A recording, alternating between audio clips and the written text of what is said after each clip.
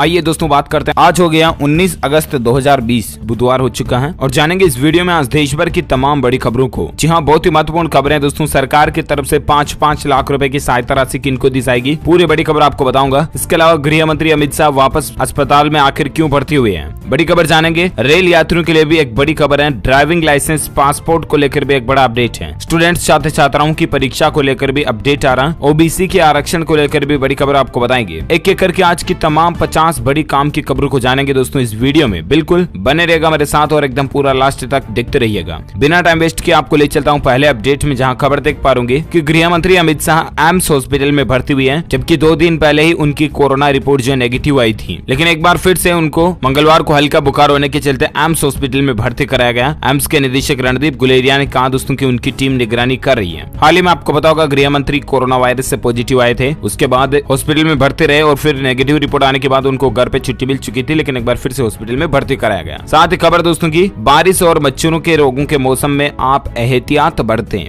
ये कहना है देश के प्रधानमंत्री का। जी हाँ, माननीय प्रधानमंत्री नरेंद्र मोदी ने मंगलवार को लोगों से आग्रह किया दोस्तों की अभी मानसून जो चल रहा है ना, उस मौसम में ठीक तरीके से आप एहतियात बरतें। बोले तो ध्यान रखें, सावधानी बरतें, क्योंकि बारिश का मौसम है पहले तो। इसके अलावा मच्छर जनित रोग भी आजकल फैलते हैं, मलेरिया डेंगू वगैरह, इनसे भी आप सावधान रहें, अलर्ट रहें, ये कहना देश के प्रधानमंत्री का सभी देशवासियों से। चलिए साथ ही खबर दोस्तों की सुशांत सिंह राजपूत के केस की जांच सीबीआई करेगी या मुंबई पुलिस से। रिया की अर्जी पर आज सुप्रीम कोर्ट इस पर कोई फैसला सुनाने जा रहा और देखते हैं सुशांत सिंह राजपूत की जांच पर सुप्रीम कोर्ट की तरफ से आज क्या फैसला था। अपडेट में आपको बताऊंगा। फिलहाल अगली खबर है दोस्तों की प्रधानमंत्री नरेंद्र मोदी 20 अगस्त को देश को बताएंगे स्वच्छ सर्वेक्षण 2020 के नतीजे। जी हाँ, पीएम मोदी 20 अगस्त को देश के सामने स्वच्छ सर्वेक्षण 2020 के नतीजे रखेंगे। देश के राष्ट्रीय स्वच्छता सर्वेक्षण का ये 5वां संस्करण है, जिसमें ये तय होगा दोस्तों की आखिर कौन सा राज्य कौन सा शहर सबसे साफ है वगैरह वगैरह। तो देखते हैं क्या नतीजे आते हैं। फिलहाल अगली खबर है कि एसबीआई यानी कि भारतीय स्टेट बैंक क्रेडिट कार्ड लेने पर 6500 रुपए तक का ई वाउचर दे रहा है। जी हाँ, भारतीय स्टेट बैंक ने अपने ग्राहकों के लिए एक नई स्कीम निकाली है। अगर आप योनो एसबीआई के इस ऑफर का फायदा लेते हैं दोस्तों, यानी कि अगर आप एसबीआई के mobile banking app YONO SBI के जरिए क्रेडिट कार्ड के लिए अप्लाई करते हैं ना, तो आपको 6500 रुपए तक का एक वैल्यू ई वाउचर मिल सकता है। इस प्लेटफॉर्म पर क्रेडिट कार्ड के लिए अप्लाई करना भी काफी आसान है। ट्विटर हैंडल पेज के ऊपर एसबीआई ने खुद ये बात की जानकारी शेयर की है, आप देख सकते हैं स्क्रीन पर। Apply for SBI credit card and get e voucher up to 6500। तो ये आप भारतीय स्टेट बैंक की स्कीम का फायदा उठा सकते हैं अगर चाहे तो मोबाइल में योनो ऐप डाउनलोड करके। साथ ही खबर दोस्तों की पीएम मोदी 30 अगस्त को करेंगे मन की बात। आप भी दर्ज करा सकते हैं अपने सुझाव। जी हाँ दोस्तों, पीएम मोदी के मन की बात कार्यक्रम में अगर आप चाहते हैं कि आपका भी कोई मैसेज पीएम मोदी देशवासियों तक पहुंचाए, तो इसके लिए आप मैसेज इन नंबर पर भी भेज सकते हैं। टोल फ्री नंबर है 1800117800, या आप माई जीओवी ऐप पर भी अपने सुझाव सजेशंस लिख सकते हैं, ताकि 30 तारीख को जब मन की बात कार्यक्रम होगी तब पीएम मोदी आपके विचारों को देशवासियों के साथ साझा करेंगे। चलिए अगली खबर है दोस्तों की कैबिनेट और सीसीईए की बैठक आज होने जा रही है, जिसमें इन 3 सेक्टर को लेकर कोई बड़े फैसले हो सकते हैं। जहां इसकी अध्यक्षता खुद प्रधानमंत्री नरेंद्र मोदी करेंगे और cabinet committee on economic affairs की आज एक बैठक होगी। इस बैठक में शुगर, एयरपोर्ट और डिफेंस सेक्टर को लेकर कोई बड़े फैसले होने के आसार है। घरों में चीनी की खपत ज्यादा है, उनके लिए खुशखबरी की चीनी की कीमत बढ़ने की संभावना थी, वो अब नहीं रहेगी। यानी कि शक्कर वगैरह के दाम जो है अब शायद नहीं बढ़ेंगे, क्योंकि गन्ने की सरकारी खरीद की कीमत बढ़ाने के प्रस्ताव को मंजूरी मिल सकती है। ऐसा अपडेट आ रहा है। देखते हैं इस बैठक में ऑफिशियली क्या क्या नतीजे अनाउंसमेंट किए जाते हैं, मैं आपको बताऊंगा जरूर डीएलएस न्यूज के ऊपर। फिलहाल आप अगली खबर देख सकते हैं। रेलवे को लेकर कुछ इंपोर्टेंट अपडेट्स हैं। रेल यात्रियों के लिए बड़ी खबर देखिए, प्लेटफॉर्म टिकट की कीमतों को लेकर रेलवे ने एक बड़ा फैसला लिया। जी हाँ, आपको बता दूं दोस्तों की चीनी वायरस से निपटने के लिए रेलवे ने प्लेटफॉर्म टिकट को महंगा कर दिया। संक्रमण जब मार्च में शुरू हुआ, उसके बाद से वेस्टर्न और सेंट्रल जोन में प्लेटफॉर्म टिकट के दाम 10 रुपए से बढ़ाकर 50 रुपए कर दिया था। और ऐसे में प्लेटफॉर्म टिकट महंगा करने का फैसला कोरोना वायरस संकट खत्म होने के बाद बदला जा सकता है। इस तरह का भी इंडियन रेलवे की तरफ से अपडेट है। और रेलवे को लेकर एक खबर दोस्तों की, अब स्टेशनों पर यात्रियों से वसूले जाएंगे एयरपोर्ट की तरह शुल्क भी। जी हाँ, भारतीय रेलवे स्टेशन विकास निगम लिमिटेड का कहना दोस्तों की आधुनिक और पुनर्विकसित रेलवे स्टेशनों पर उपयोग शुल्क बाजार आधारित होंगे। इस शुल्क को टिकट में भी शामिल किया जाएगा, यानी कि रेल यात्रा करना आपका कुछ महंगा होगा अब। लेकिन यात्रियों के लिए एक राहत की खबर भी है, सभी स्टेशनों पर लागू होगा नो बिल नो पे नियम। रेल यात्रियों को इसका सीधा फायदा भी मिलेगा। जी हाँ, अगर आप रेलवे स्टेशन पर लगे किसी भी स्टॉल, रेहड़ी वाले से, दुकान वाले से कोई सामान खरीदते हो और अगर आपको वो दुकान वाला बिल नहीं देता ना, तो आपको पैसे देने की जरूरत भी नहीं है,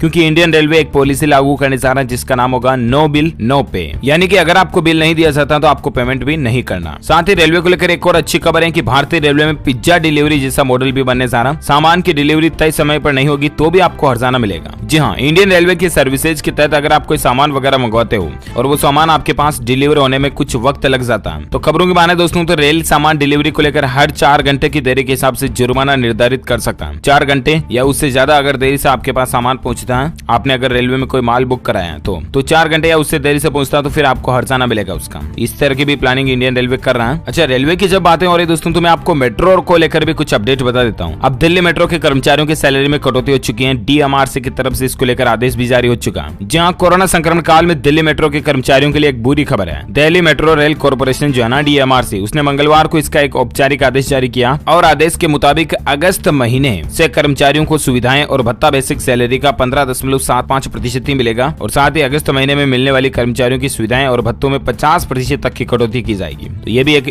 DMRC का बड़ा फैसला है। अच्छा, कर्मचारियों की जब बात हो रही सैलरी को लेकर तो एक और अच्छी खबर देखिए जरा। बिहार की नीतीश सरकार का कॉन्ट्रैक्ट टीचर्स को बड़ा तोहफा है। सेवा शर्त नियमावली पर मुहर लगा दी गई है। जी हाँ, आपको बता दूं कि विधानसभा चुनाव से पहले बिहार में शिक्षकों को नीतीश सरकार ने एक बड़ा तोहफा दिया है और मूल वेतन में 15 से 20-22% तक की बढ़ोतरी कर दी है। किन कर्मचारियों के मूल वेतन में? तो बिहार सरकार ने टीचर्स को यह तोहफा दिया। सैलरी में 15% का इजाफा होगा और EPF का फायदा भी मिलेगा। तो कौन से शिक्षक? जो कि नगर निकायों के शिक्षक जो है ना, पंचायती राज संस्था और नगर निकाय के, उनकी नई सेवा शर्त नियमावली को राज्य कैबिनेट की मंजूरी मिल चुकी है। जो कॉन्ट्रैक्ट पर टीचर्स वगैरह होते हैं ना, तो उनकी सैलरी को लेकर यहाँ पर राज्य सरकार की तरफ से एक बड़ा फैसला लिया गया है। चलिए, साथ ही अगली खबर है माइक्रोसॉफ्ट कंपनी जो है ना, वो इंटरनेट एक्सप्लोरर और लीजेसी एज ब्राउजर को बंद करने की प्लानिंग कर रही है। दुनिया भर में कई सारे लोगों पर इसका असर पड़ेगा। जहां टेक कंपनी माइक्रोसॉफ्ट के मुताबिक कंपनी इंटरनेट एक्सप्लोरर 11 को 30 नवंबर 2020 से सपोर्ट करना बंद कर देगी और इसके तहत इंटरनेट एक्सप्लोरर 11 के लिए कंपनी की ओर से कोई सिक्योरिटी अपडेट्स भी जारी नहीं होगा। इसके अलावा एज ब्राउजर को अगले साल मार्च में बंद कर दिया जाएगा, यानी मार्च 2021 तक। और भी ज्यादा इन्फॉर्मेशन यहाँ देख लीजिएगा। और चलिए अगली खबर में बात करें दोस्तों, अपन कोरोना वायरस को लेकर कुछ खबरें हैं यहाँ पर, फटाफट से मैं आपको अपडेट्स बता देता हूँ। तो खबर देख पा रहे होंगे, मिले शुभ संकेत। 24 घंटे में कोरोना के नए केस से ज्यादा तो ठीक होने वाले मरीज रहे हैं। रिकवरी रेट वाकई में सुकून देने वाला है। जी हाँ, हालांकि दोस्तों भारत में अभी भी कोरोना के रोजाना नए नए मामले आ रहे हैं। तकरीबन 50, 60, 65 हजार समथिंग मामले रोजाना नए देखने को मिल रहे हैं, राइट। लेकिन इसी बीच एक अच्छी खबर ये है दोस्तों की रिकवर्ड लोगों की संख्या की तुलना के बजाय संक्रमित लोगों की संख्या कम रही है, यानी ज्यादा लोग ठीक हो रहे हैं। एटलीस्ट इससे फायदा ही होगा। और एक खबर आप देख सकते हैं कि कोरोना वैक्सीन को लेकर सरकार की तरफ से एक गुड न्यूज है। जल्द ही शुरू किया जाएगा तीसरे चरण का परीक्षण। यहाँ तक की खबर तो ये भी चले दोस्तों की आज ही कोवैक्सीन का तीसरे चरण का ट्रायल शुरू होने जा रहा। बाकी दूसरी 2 वैक्सीन के ट्रायल पहले और दूसरे चरण में चल रहे हैं। 5 स्टेज से हर वैक्सीन गुजरती है, तब किसी बीमारी के लिए वैक्सीन सफल हो पाती है। और ऐसे में दोस्तों कोवैक्सीन का तीसरा चरण आज से शुरू होने जा रहा। ये हम सभी भारतीयों के लिए राहत की बात है। साथ ही खबर देखिए जरा, रिपोर्ट का दावा है कि कोरोना महामारी के कारण भारत में 41 लाख युवा बेरोजगार हुए हैं। जरा सोचिए कितना गंभीर डेटा और आंकड़ा है, क्योंकि कई सारी फैक्ट्रीज, कल कारखाने, उद्योग धंधे, काम सब कुछ बंद है। और यही एक बहुत बड़ा रीजन है दोस्तों कि भारत में 41 लाख युवा जो है ना, ये कोरोना महामारी, लॉकडाउन वगैरह इनके चलते बेरोजगार हुए हैं। साथ ही खबर देखिए कि क्या भारत में आ गया कोरोना वायरस का पीक। इस पर स्वास्थ्य मंत्रालय ने क्या जवाब दिया। जी हाँ, देश में इस चीनी वायरस के मामले लगातार बढ़ रहे हैं, लेकिन बीते 5 दिन में संक्रमण के नए मामले लगातार घट भी रहे हैं। मृत्यु दर में भी काफी कमी देखने को मिली है। और ऐसे में स्वास्थ्य मंत्रालय की तरफ से मंगलवार को एक प्रेस कॉन्फ्रेंस में स्वास्थ्य सचिव राजीव भूषण ने कहा दोस्तों कि देश में लगातार संक्रमित मरीजों की तादाद बढ़ रही है। इस वायरस को लेकर देश के पीक की स्थिति पहुंच चुकी है या नहीं, इस सवाल पर राजेश भूषण ने कहा कि हम ज्यादा मैथमेटिकल मॉडल पर भरोसा नहीं करते हैं, इसीलिए पीक कुछ नहीं होता। भारत सरकार का पूरा ध्यान है बेहतर कंटेनमेंट वगैरह हो और ज्यादा टेस्टिंग वगैरह भी हो, तो ये अच्छी बात है। और साथ ही खबर देखिए कि झारखंड के स्वास्थ्य मंत्री बन्ना गुप्ता की कोरोना रिपोर्ट भी पॉजिटिव आई है। सुबह में लगातार इसके मामले बढ़ रहे हैं और अब झारखंड के खुद स्वास्थ्य मंत्री बन्ना गुप्ता वो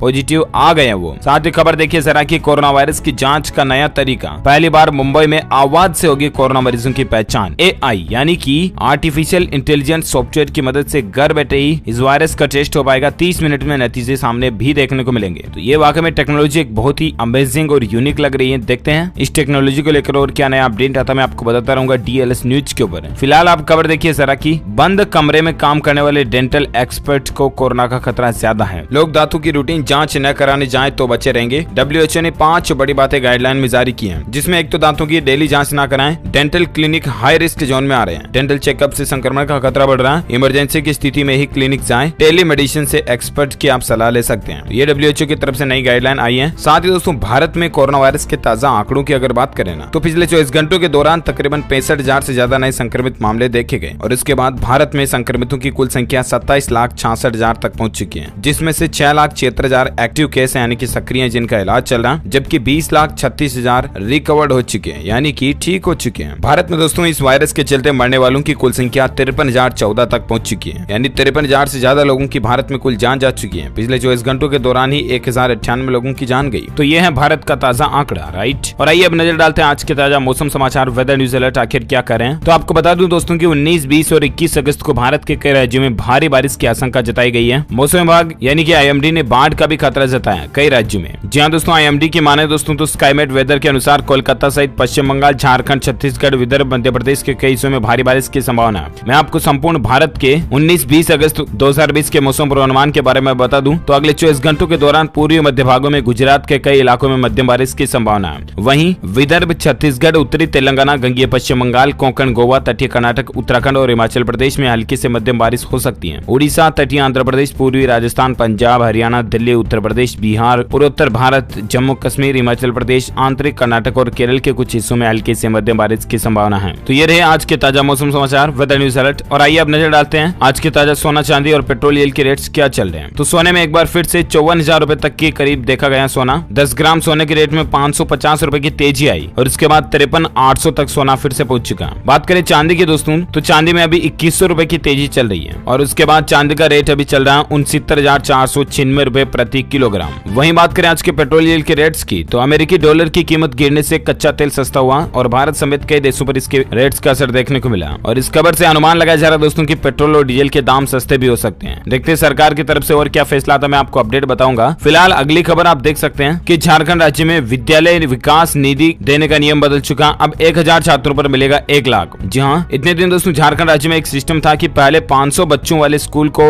1 लाख रुपए की सहायता राशि राज्य सरकार की तरफ से दी जाती थी, राइट। लेकिन अब 1000 की संख्या होने पर 1 लाख रुपए सहायता राशि के रूप में दिए जाएंगे। केंद्र सरकार के द्वारा फंड में कटौती करने के बाद राज्य सरकार ने यह कदम उठाया है। ज्यादा जानकारी देख सकते हैं आप स्क्रीन पर। साथ ही खबर है कि अस्पतालों में बढ़ेंगे ऑक्सीजन सुविधा युक्त बेड। नाइट ड्यूटी करने वालों लोगों को भी प्रोत्साहन राशि मिलेगी, ये कहना है रघु शर्मा का, जो कि राज्य चिकित्सा मंत्री हैं। राजस्थान में इस वायरस के संक्रमण के बढ़ते मामलों के बीच उचित सुविधा देने के लिए सरकार ने एक बड़ा फैसला लिया। रघु शर्मा ने सभी मेडिकल कॉलेजों और जिला अस्पतालों में ऑक्सीजन सप्लाई युक्त बेड की संख्या बढ़ाने के आदेश दिए। उन्होंने कहा कि प्रदेश में तकरीबन 40,000 रुपए के ट्रांजेक्शन को निःशुल्क उपलब्ध करा दिया गया है और 2000 डॉक्टरों की भर्ती प्रक्रिया भी पूरी हो चुकी है। 12,500 ANM GNM की भर्तियों में से 9,500 को नियुक्ति भी मिल चुकी है। ये राजस्थान गवर्नमेंट की तरफ से एक प्लानिंग आप देख सकते हैं। साथ ही खबर है दोस्तों की अब पशुपालकों को रहने के लिए 40,000 शेड भी बनवाएगी मनोहर सरकार। कंडीशन अप्लाई होगी इसके लिए। जी हाँ, हरियाणा राज्य सरकार की तरफ से एक बड़ा फैसला लिया गया है। खास करके गरीब पशुपालकों के लिए ये सरकार का एक बड़ा कदम है। मनरेगा स्कीम के तहत इसका निर्माण होगा। 200 करोड़ रुपए खर्च करेगी ये हरियाणा सरकार। जी हाँ, पशुपालन के जरिए किसानों की आय दुगुनी करने में जुटी हरियाणा सरकार ने इस दिशा में एक और बड़ा कदम उठाया। सरकार गरीबी रेखा से नीचे जीवन व्यापन करने वाले लोगों को यानी कि BPL पशुपालकों को फ्री में पशु शेड बनाने का मौका दिया जा रहा है। इसके अलावा उप मुख्यमंत्री दुष्यंत चौटाला ने बताया कि ये काम ग्रामीण विकास विभाग मनरेगा स्कीम के तहत किया जाएगा और इससे एटलीस्ट किसान भाइयों लोगों को फायदा होगा। तो ये हरियाणा सरकार की अच्छी स्कीम है। साथ ही राजस्थान सरकार को लेकर भी एक खेती की एक स्कीम आ रही, मैं आपको बता देता हूँ। तारबंदी योजना को लेकर, तारबंदी से अपने खेत को महफूज करें, सरकार आधा खर्चा उठाएगी। जी हाँ दोस्तों, राजस्थान सरकार की तरफ से एक स्कीम निकाली गई है, राजस्थान तारबंदी योजना करके। और दोस्तों इस योजना के तहत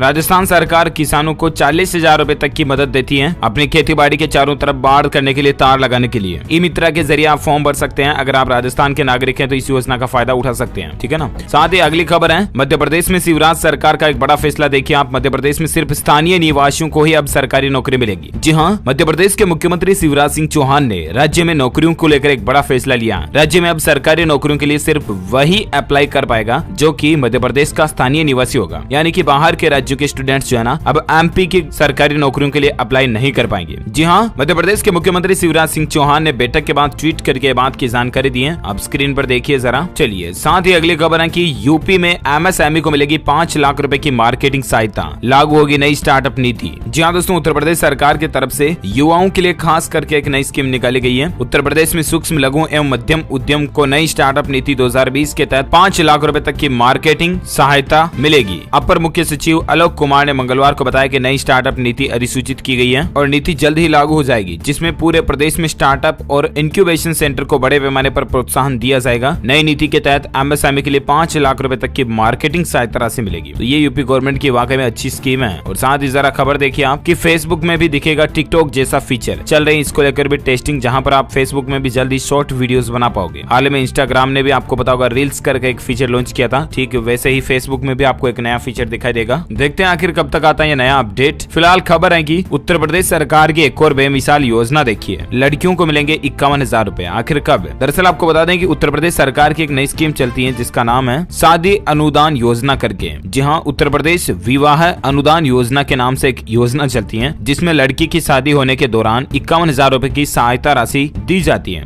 लेकिन शर्त यह कि लड़की की उम्र 18 साल या इससे ऊपर होनी चाहिए और लड़के की उम्र 21 साल या इससे ऊपर होनी चाहिए। इस योजना के तहत एक परिवार से 2 लड़कियां ही अनुदान पात्र होती हैं। योजना का मकसद है दोस्तों की गरीब परिवार, अनुसूचित जाति, जनजाति या अल्पसंख्यक वगैरह जिनके पास शादी के पैसे नहीं होते, उनकी शादी का खर्च वहन किया जा सके। इसलिए यूपी सरकार की एक अच्छी योजना है। इसके लिए आप ऑनलाइन भी अप्लाई कर सकते हैं। वेब पोर्टल है shaadianudan.upsdc.gov.in। यहाँ पर जाकर के आप अलग अलग क्षेत्र के ऑनलाइन अप्लाई कर सकते हैं, ठीक है ना। चलिए, साथ ही खबर है कि अक्षय कुमार ने असम के बाढ़ पीड़ितों के लिए 1 करोड़ रुपए दान किए हैं। मुख्यमंत्री सर्बानंद ने दिया धन्यवाद। जहां बॉलीवुड के एक्शन स्टार अक्षय कुमार ने असम राज्य में बाढ़ पीड़ितों के लिए 1 करोड़ रुपए का दान दिया। असम के मुख्यमंत्री सर्बानंद सोनोवाल ने मंगलवार को ट्वीट करके अक्षय कुमार को धन्यवाद भी दिया। और वाकई में दोस्तों, बॉलीवुड के खिलाड़ी के नाम से मशहूर अक्षय कुमार दिल के बहुत ही अच्छे व्यक्ति हैं, दान करते रहते हैं, राइट। अगर आप भी अक्षय कुमार के फैन है, अक्षय कुमार को दिल से चाहते हैं, तो इस वीडियो पर एक लाइक तो जरूर बनता है। लाइक कर दीजिए फटाफट से। और अपन आगे बढ़ते हैं अगले अपडेट में, जहां टेक न्यूज के तहत टेक्नोलॉजी को लेकर एक खबर देख पा रहे। खतरा होने पर अब गूगल क्रोम आपको वार्निंग दे देगा। जी हाँ, गूगल जल्द ही अपने क्रोम ब्राउजर को इस्तेमाल करने वाले यूजर्स को सिक्योरिटी देने वाला है। कंपनी थर्ड पार्टी वेबसाइट से निजी जानकारी और पासवर्ड्स को बचाने के लिए क्रोम पर आपको एक नोटिफिकेशन दे देगा। तो ये क्रोम अपडेट में आपको देखने को मिल जाएगा। साथ ही अगला अपडेट देखिए, फाइनल ईयर के एग्जाम्स को लेकर यूजीसी गाइडलाइन और सुप्रीम कोर्ट का फैसला। इन दोनों को लेकर अपडेट देख पा रहे कि फाइनल ईयर परीक्षा मामले पर सुप्रीम कोर्ट का फैसला सुरक्षित रखा गया है। यूजीसी द्वारा फाइनल ईयर परीक्षाएं कराने के फैसले को चुनौती देने वाली याचिकाओं को सुनवाई करते हुए सुप्रीम कोर्ट ने मंगलवार को अपना फैसला सुरक्षित रखा और अदालत ने सभी पक्षों को अपनी दलीलें लिखित में पेश करने के लिए 3 दिन का और समय दिया। अब देखते हैं रिटन एविडेंस के बाद सुप्रीम कोर्ट क्या नया अपडेट या फैसला देता है, मैं आपको बताऊंगा डीएलएस न्यूज के ऊपर। फिलहाल आप खबर देख पा रहे होंगे कि हाई कोर्ट की हरी झंडी, हिमाचल में तय शेड्यूल के अनुसार होंगी यूजी की 6ठे सेमेस्टर की परीक्षाएं। जहां दोस्तों एजुकेशन को लेकर और एक अपडेट है कि हिमाचल के कॉलेजों में 1 दिन के लिए स्थगित 6ठे सेमेस्टर की परीक्षाएं बुधवार से तय शेड्यूल से होंगी। प्रदेश सरकार और विश्वविद्यालय प्रबंधन की याचिका पर हाईकोर्ट ने परीक्षाओं को करवाने की हरी झंडी दे दी है। तो ये अपडेट है। साथ ही खबर है कि दिल्ली से लंदन के लिए नॉन स्टॉप उड़ान सेवा शुरू करने जा रही है विस्तारा कंपनी। जी हाँ, विस्तारा एयरलाइन कंपनी दोस्तों 28 अगस्त से 30 सितंबर के बीच दिल्ली से लंदन के बीच स्पेशल फ्लाइट का परिचालन करेगी, जहां आप नॉन स्टॉप बिना रुके दिल्ली से डायरेक्टली लंदन पहुंच पाओगे। चलिए, साथ ही अगला अपडेट है, भारत सरकार ने लॉन्च किया स्वदेशी माइक्रो प्रोसेसर चैलेंज, 2.5 करोड़ रुपए का इनाम मिलेगा। जी हाँ, इंडियन गवर्नमेंट की तरफ से एक नया अपडेट आ रहा है दोस्तों इनोवेट्स सॉल्यूशंस को लेकर। जी हाँ, ये एक नया कॉन्टेस्ट निकाला गया है इंडियन गवर्नमेंट की तरफ से, जिसमें इस चैलेंज को भी mygov.in ने ही निकाला है और ये चैलेंज भी आत्मनिर्भर भारत अभियान का एक हिस्सा है। इसके तहत दोस्तों इसमें कोई कंपनी भी हिस्सा ले सकती है या कोई भी छोटी बड़ी टीम है तो वो भी हिस्सा ले सकती है। कुल मिलाकर के जो भी इस चैलेंज को एक्सेप्ट करेगा उनको सर्विलांस या transportation, environmental conditioner monitoring, smart fan, smart lock, washing machine वगैरह इन सभी चीजों के लिए हार्डवेयर का निर्माण करना। इसके तहत डिफेंस और स्पेस सेक्टर के लिए भी हार्डवेयर का निर्माण किया जा सकेगा। ये चैलेंज सीडेक, IIT मद्रास और IIT बॉम्बे में इलेक्ट्रॉनिकी और सूचना प्रौद्योगिकी मंत्रालय के द्वारा संचालित किया जाएगा। और इस चैलेंज की महत्वपूर्ण तारीखों की अगर बात करें तो 10 महीने तक ये कुल चलेगा, जिसमें 18 अगस्त से रजिस्ट्रेशन शुरू होंगे, 15 सितंबर 2020 तक रजिस्ट्रेशन होंगे। तो कुल मिलाकर के इसमें 2.5 करोड़ रुपए का तो इनाम भी रखा गया है। कोई कंपनीज वगैरह हिस्सा ले सकती हैं। ये भी गवर्नमेंट की एक अच्छी पहल है। आत्मनिर्भर भारत अभियान को बूस्ट करने के लिए सरकार ने निकाला। चलिए अगली खबर है, IPL 2020 की टाइटल स्पॉन्सर का ऐलान हो चुका है। ड्रीम 11 ने मोटी रकम देकर खरीदे अधिकार। जी हाँ, हाल ही में आपको पता होगा भारत और चीन के बीच चले मसले के बाद वीवो कंपनी को IPL के स्पॉन्सर से हटा दिया गया था। इतने दिन आपने सुना होगा, देखा होगा कि वीवो IPL वगैरह वगैरह, राइट। लेकिन अब IPL में आपको ड्रीम 11 दिखाई देगा, क्योंकि IPL का टाइटल स्पॉन्सर अब ड्रीम 11 हो चुका है। टाटा सन्स और पतंजलि जैसी कंपनियों को भी पछाड़ करके ड्रीम 11 ने ये अधिकार हासिल कर लिए हैं। बहुत ही बड़ी मोटी रकम दी है। 1 साल के लिए 440 करोड़ रुपए पहले वीवो लेती थी, तो उससे थोड़ा बहुत कम में ड्रीम 11 ने स्पॉन्सर लिया है। साथ ही ओबीसी आरक्षण को लेकर खबर देख पा रहे हो कि मध्य प्रदेश में ओबीसी आरक्षण पर सरकार के जवाब से हाईकोर्ट असंतुष्ट है और इस पर 4 सप्ताह बाद फिर से सुनवाई होगी। जी हाँ, मध्य प्रदेश में ओबीसी की 27% आरक्षण पर रोक बरकरार रहेगी। ये फैसला हाईकोर्ट की जबलपुर बेंच ने मामले में सुनवाई करते हुए दिया है। हाईकोर्ट के इस आदेश के बाद राज्य में ओबीसी वर्ग को अब सरकारी नौकरियों में आरक्षण नहीं मिलेगा। अब मामले की अगली सुनवाई 4 सप्ताह बाद होगी और देखते हैं 4 सप्ताह बाद हाईकोर्ट की तरफ से और क्या नया फैसला आता है। मैं आपको अपडेट बताऊंगा डीएलएस न्यूज के ऊपर। साथ ही अपडेट देखिए, अंतर्राष्ट्रीय यात्रियों के लिए एयरपोर्ट पर ही कोविड-19 टेस्ट की योजना चल रही है, बस इसे सरकार की मंजूरी का इंतजार है। बाकी एयरपोर्ट पर ही चीनी वायरस का टेस्ट हो जाएगा, है ना। और एक खबर है कि चीन के central bank People's Bank of China ने एक और भारतीय निजी बैंक ICICI बैंक में कुछ हिस्सेदारी भी खरीदी है। तो ये अपडेट देखिए आप। और एक बड़ी खबर है कि हेल्थ ID का दायरा बढ़ाने की तैयारी में है मोदी सरकार। अब गाँव में बैठा व्यक्ति भी बड़े शहरों के डॉक्टर से इलाज कर सकेगा। हेल्थ ID कार्ड की योजना की घोषणा सरकार ने 15 अगस्त के मौके पर भी की थी और अब इसका दायरा भी बढ़ाने की प्लानिंग चल रही है। साथ ही और एक अपडेट है दोस्तों की PM केयर्स फंड पर सुप्रीम कोर्ट ने याचिका को खारिज कर दिया। NDRF में ट्रांसफर पैसा नहीं होगा, इस पर जितनी भी कुछ रेट्स वगैरह लगी थी वो सब खारिज हो चुकी है। और एक बड़ी खबर है कि एक ही फ्लाईओवर पर दौड़ेगी मेट्रो और कार। दिल्ली मेट्रो ने एक नया प्रोजेक्ट पर काम शुरू कर दिया। जी हाँ, DMRC ने 22 किलोमीटर लंबे Aero City Tughlakabad metro corridor पर काम शुरू कर दिया। इस कॉरिडोर की खास बात ये होगी कि एक डबल डेक होगा जिस पर मेट्रो लाइन के साथ साथ 6 लेन वाला एक फ्लाईओवर भी बनाया जाएगा। ये देखिए आप जरा इसकी कुछ तस्वीरें भी। और एक खबर है दोस्तों की पासपोर्ट के जैसे ही अब घर पर ही आ जाएगा आपका ड्राइविंग लाइसेंस। सरकारी दफ्तर के चक्कर नहीं काटने पड़ेंगे। जी हाँ, हिमाचल प्रदेश राज्य में एक नई सुविधा शुरू की गई है। पासपोर्ट के जैसे लोगों को घर बैठे ड्राइविंग लाइसेंस भी मिल सकेगा। परिवहन विभाग अब सारी प्रक्रिया को ऑनलाइन कर रहा है और जल्दी हिमाचल प्रदेश में शिमला और कांगड़ा जिले में पायलट प्रोजेक्ट शुरू किया जाएगा। सफलता मिलने के बाद इस व्यवस्था को पूरे राज्य में लागू कर दिया जाएगा। तो ये भी एक अच्छी पहल है प्रशासन की, गवर्नमेंट की। और इसी कड़ी में दोस्तों आज दिन भर की तमाम बड़ी खबरें, मुख्य समाचार का वीडियो यहीं फिनिश होता है। आप मुझे नीचे कमेंट करके बताइएगा कि आपको मोदी सरकार की अब तक की सबसे बड़ी उपलब्धि कौन सी लगती है। जी हाँ, यानी कि आपको ऐसा क्या लगता है दोस्तों कि PM मोदी गवर्नमेंट ने ऐसा क्या काम किया जो हमारे देश में अब तक की सबसे बड़ी उपलब्धि है। चाहे वो धारा 370 हो या राम मंदिर निर्माण हो या और कोई डिजिटल इंडिया को बढ़ावा देना, स्वच्छ भारत मिशन वगैरह, महिलाओं को फ्री गैस कनेक्शन हो, या ऐसा क्या आपको लगता है कि PM मोदी गवर्नमेंट की ये सबसे अच्छी उपलब्धि है। आपकी राय और विचार मुझे नीचे कमेंट करके बताएगा। इस वीडियो को लाइक करना, ज्यादा से ज्यादा लाइक करके शेयर भी करना अपने दोस्तों के साथ फेसबुक और व्हाट्सएप पर। और साथ ही अगर आप DLS न्यूज चैनल पर पहली बार आए हैं तो चैनल को सब्सक्राइब करके बेल आइकन भी जरूर दबा देना ताकि आपको रोजाना के ताजा अपडेट्स तुरंत आपके मोबाइल पर मिलते रहेंगे। Thank you, take care, good bye, जय हिंद, जय भारत, वंदे मातरम।